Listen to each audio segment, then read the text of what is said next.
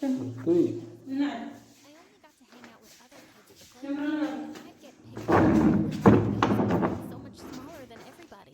Once, when I was about 8 years old, I was playing on the slides in the park when a worried woman came running to me. Sweetie, are you lost? No. Oh, poor baby. You probably can't understand a thing. You must be so scared. Do I look scared? And I'm not a baby. But she wasn't even listening to me. And before I knew it, she was calling over a policeman from the street. We have a missing child here, officer. Please, help her find her mommy and daddy. Despite my protests, the policeman whisked me off to the station and started taking pictures of me for missing child posters. Oh my God, I know my parents' number and address. I live right across the street from the playground, and you guys kidnapped me. This was the beginning of many times my parents had to come get me from the police station. I finally joined school in the 7th grade. The minute I walked into the classroom, a girl elbowed me roughly and said, "I think you've lost your way, kid." Oh, if only I had $1 for every time I heard that.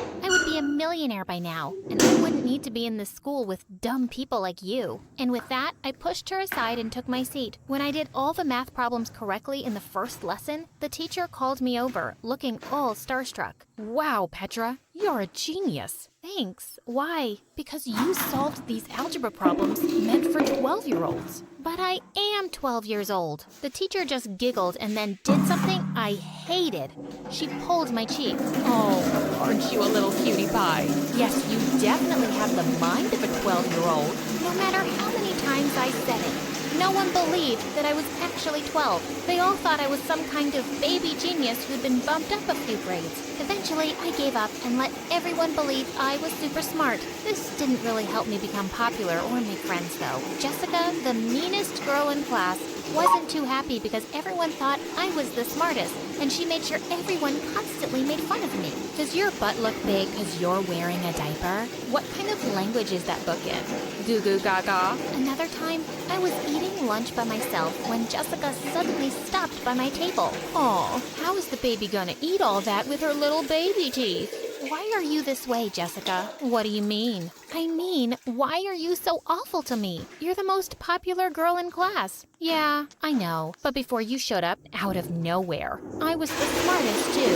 Fine, you're the prettiest and the smartest girl in the world. Can you leave me alone now, please? Sure. But let me mash everything for the little baby to eat first. And with that, she started pounding my food with her fist. OMG, you are such a psycho. And with that, I picked up the smushed piece of cake and flung it at her face. She picked up my glass of juice and dunked it on my head. And before we knew it, everybody joined in for fun and a full-scale food fight had broken out. We both got detention. And after that day, I found a corner in the little playpen for the kindergarten kids and basically had lunch there by myself the next 3 years. Until one day, Josh came and sat next to me. Josh had just joined our class a few weeks ago, and he was a total babe. With all the popular girls drooling all over him, I was sure he wouldn't notice someone like me, which is why I was pretty shocked to find him here. Why do you always have lunch alone? Is this your first time in high school? Of course, I don't expect someone like you to get it. He took my hand and looked deep into my eyes. I don't understand why someone as adorable as you is here either.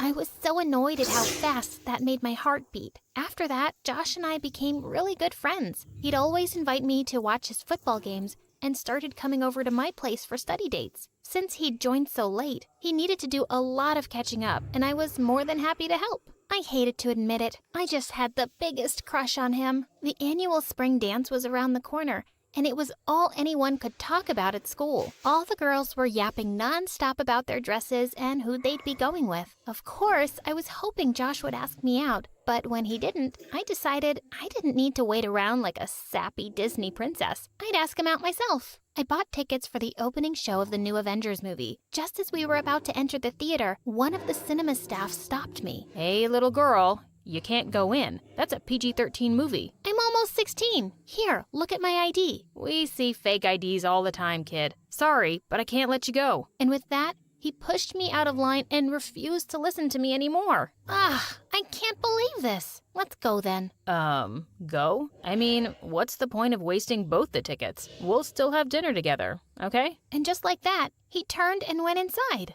I was furious. I couldn't even go anywhere because he'd driven me here. When he finally came out after 3 hours, he was practically jumping with excitement. OMG, that was epic. Iron Man snapped his fingers and died, but he saved the world. He'd not only watched the movie without me, he'd ruined it for me completely. I thought maybe the rest of the evening would go a little better, but boy was I wrong. At the end of the meal, when the waitress brought us our fortune cookies, I looked over excitedly at Josh to open his and read the little note inside. Will you be my date for the spring dance, Josh? He looked up at me in complete shock. Petra, I don't know how to say this, but, no. How could you even think that? You're more like a little sister to me. I've already asked Jessica out. Man, you've really made things awkward. I felt so utterly crushed and stupid. I flung a glass of water in his face. I wish I could snap my fingers right now and make you disappear. And with that, I ran out of there and took the bus home. Nobody was more grateful than me when stupid high school ended and I was off to college. It wasn't too far from my town, so my parents could visit me often or come bail me out every time an officer thought I was an underage driver. Gosh, this is the 3rd time this month.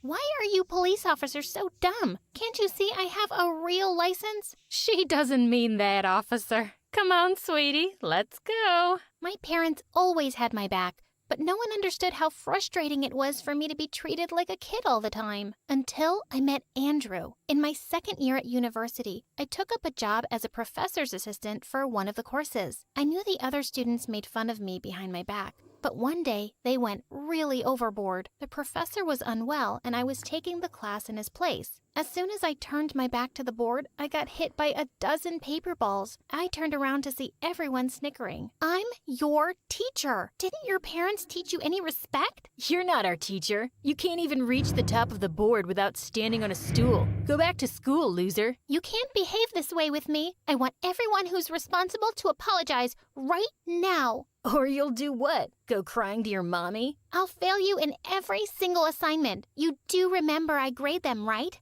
Oh no, I'm scared. Miss Petra, will you forgive me if I give you a lollipop? That's it. Get out. Happy to.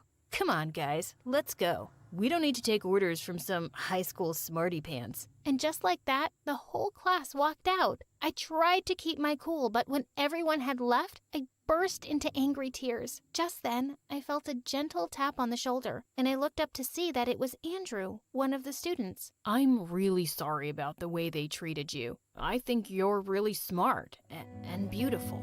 We became friends, and soon after, we started dating. He was just the sweetest guy, and even though he looked much older than me, he was never ashamed to hold my hand in public, even if it got us weird looks. A few weeks later, I had an internship interview in another city, and Andrew offered to see me off at the airport. Just as I was leaving, he took my hand. Good luck, babe. I hope you get it, but I'll really miss you. And with that, he pulled me in for our first kiss. My head was still spinning with joy when suddenly I saw a few policemen walking towards us. Sir, please move away from the kid. What's the problem, officer? We've recently had many reports of a gang kidnapping young girls, and you need to come down to the station with us to answer a few questions. Wait, what? He's not a kidnapper. He's my boyfriend, and I'm 20 years old. The policeman didn't listen to a word we said, and we were taken down to the station. My parents had to come down again with my birth certificate and baby pictures before they finally let us go. It turned out that the people at the airport had been making videos of the whole thing, and it had gone viral on social media, with people saying all sorts of mean things about me and Andrew. And to make things worse, the company I had an interview with wasn't happy that I didn't show up, so I lost the internship too. I was beyond furious now. I took to social media myself and posted a video talking about how I've always been discriminated against because of the way I look. The video went viral and I started receiving a lot of sympathy messages and support. The public pressure made the police issue an official apology, and the company even offered me the internship again. But my condition had really sparked an interest in the public, and I was being invited to tons of TV and online interviews. All everyone wanted to know was the secret of my youth. Soon enough, I realized that people envied me. One morning, I picked up the local newspaper from the door and was horrified to see my face splashed across the front page with the headline, "Girl Discovers Secret of Normal Youth." Babe, Come here and look outside the window. To my shock, there was a massive crowd of people outside our apartment building, and the minute they spotted me in the window, they started screaming. Have you discovered the Fountain of Youth? Tell us where it is. What do you eat to look so young? I'll pay anything for it. With your anti-aging formula for youthful skin, we can become millionaires. Come work for our skincare company. I have to put an end to it. Listen, there is no secret. It's a condition I've always had, and it's not a blessing. I've never had anyone take me seriously my whole life. I spent all of high school being bullied. My message to everyone is that we all need to learn to be happy in our own skins and accept everyone as they are. Thankfully, the message spread far and wide. People didn't bother me again, but I still became pretty famous.